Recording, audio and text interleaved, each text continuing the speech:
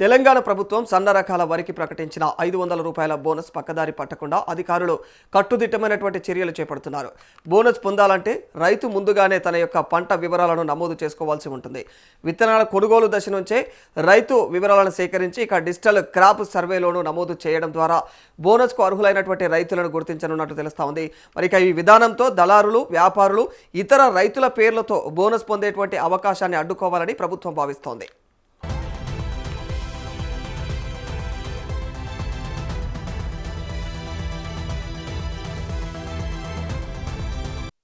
వానాకాలం 2026-27 సీజన్లో 7 రకాల సన్నవడ్లకు బోనస్ అందించాలని ప్రభుత్వం నిర్ణయించింది. అయితే మరి కొందరు దళారులు, వ్యాపారులు రైతుల నుంచి ముందుగానే తక్కువ ధరకు సన్నవడ్లను కొనుగోలు చేసి వాటిని కొనుగోలు కేంద్రాల్లో విక్రయించి బోనస్ పొందేటువంటి అవకాశం ఉందని అధికారులు గుర్తించారు. దీంతో విత్తనాల కొనుగోలు నుంచే పంటను క్రాప్ ఏదైతే ఇక్కడ ట్రాక్ చేసేటువంటి విధానాన్ని అయితే అమలు చేస్తూ ఉంది ప్రభుత్వం.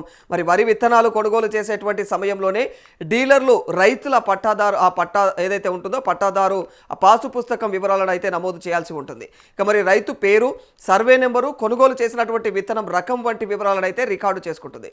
మరి దీంతో అయితే ఏ రైతు ఏ భూమిలో అయితే ఏ రకమైనటువంటి సన్న వడ్లను సాగు చేస్తున్నారనేటువంటి వివరాలను తెలుసుకునేటువంటి అవకాశం ఉంటుంది.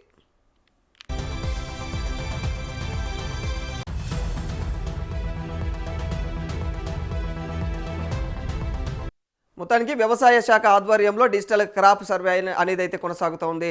మరి ఇక ఈసారి వ్యవసాయ సిబ్బందితో కాకుండా ఇక వాలంటీర్ల ద్వారా సర్వే నిర్వహిస్తున్నట్టు తెలుస్తోంది. మరి ఒక్కో వాలంటీర్కు సుమారుగా అయితే 4500 ఫామ్ ఫీల్డ్స్ కేటాయించనున్నారు. మరి ఇక ఫామ్ ఫీల్డ్కు 20 మీటర్ల పరిధిలోకి వెళ్ళినటువంటి తర్వాతే మన DCS యాప్ పనిచేసేలాగైతే సాంకేతికంగా ఏర్పాటు చేయడం జరిగింది. రైతు సాగు చేస్తున్నటువంటి విస్తీర్ణంతో పాటు ఆ దొడ్డు, సన్న రకాల్లో ఏ విత్తనాన్ని సాగు చేస్తున్నారనేటువంటి వివరాలను కూడా నమోదు చేస్తూ ఉన్నారు. మరి ఈ సర్వే వచ్చేటువంటి నెల 10 వరకు కూడా కొనసాగనున్నట్టు తెలుస్తోంది.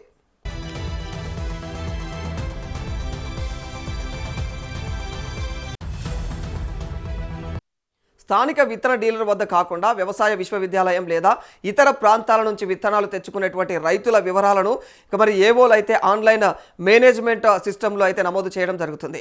రైతు ఎవరి వద్ద నుంచి ఏ రకం సన్న విత్తనాలను తెచ్చుకున్నారనేటువంటి దానికి సంబంధించినటువంటి వివరాలు అయితే ఇవ్వాల్సి ఉంటుంది. మరి ఇతర రైతుల నుంచి ఆ నారు తెచ్చుకున్నా కూడా ఆ నారు ఏ విత్తన రకానికి చెందినదో కూడా ఆ సెల్ఫ్ డిక్లరేషన్లో అయితే పేర్కొనాల్సి ఉంటుంది.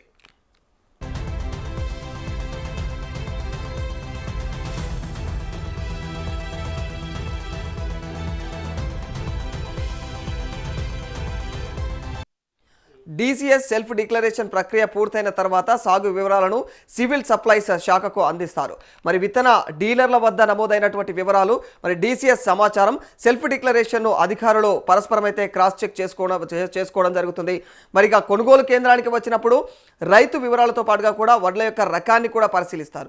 ప్రభుత్వం ప్రకటించినటువంటి 7 సన్న రకాల్లోనే పంట ఉన్నట్లయితే నిర్ధారణ అయితే మాత్రం ఖచ్చితంగా బోనస్ జాబితాలో రైతు అయితే ఆ పేరును నమోదు చేయడం జరుగుతుంది. ఇతర రకాల వడ్లకు బోనస్ వర్తించదని చెప్పేసి అధికారులు అయితే స్పష్టం చేస్తూ ఉన్నారు. ఈ రకంగా